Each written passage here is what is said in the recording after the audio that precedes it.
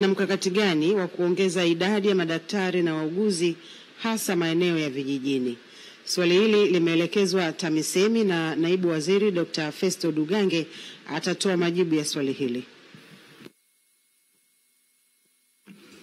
Mheshimiwa Spika, serikali imeendelea kutenga bajeti na kuajiri watumishi wa kada mbalimbali za afya nchini. Katika kipindi cha mwaka wa fedha 2020-2021 hadi 2024-2025, jumla ya watumishi wa kada mbalimbali za afya 34,720 wameajiriwa.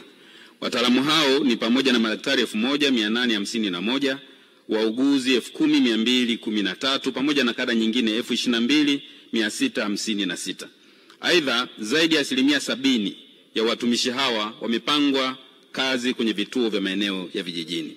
Mheshimiwa Spika, serikali itaendelea kutenga bajeti na kuajiri watumishi wa kada mbalimbali za afya na kuwapanga katika maeneo yenye upungufu hususan vijijini katika mamlaka za serikali za mitaa. Asante.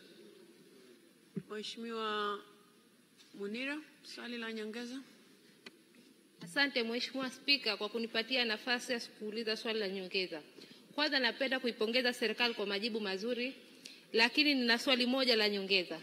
Mheshimiwa Spika, watumishi wengi hasa kada ya afya wanaopangiwa maeneo ya vijijini wanakuwa wanaomba uhamisho pindi tu wanapopata ajira hizo. Je, serikali ina mkakati gani wa kuhakikisha wanaboresha makazi kwa watumishi wa kada ya afya hasa maeneo ya vijijini ili kuweza kuwaruhusu watumishi hawa wanapoajiriwa kubakia kwenye vituo vyao vya kazi? Asante Mheshimiwa Spika.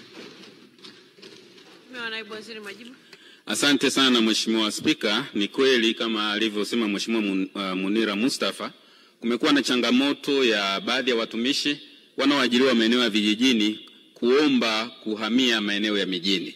Lakini serikali imeweka utaratibu kwanza wa kuhakikisha kwamba tunadhibiti wimbi la uhamisho wa watumishi kutoka vijijini kwenda mijini, kwa sababu ni hoja ya msingi kwamba wananchi wa vijijini pia wanahitaji kupata huduma za afya.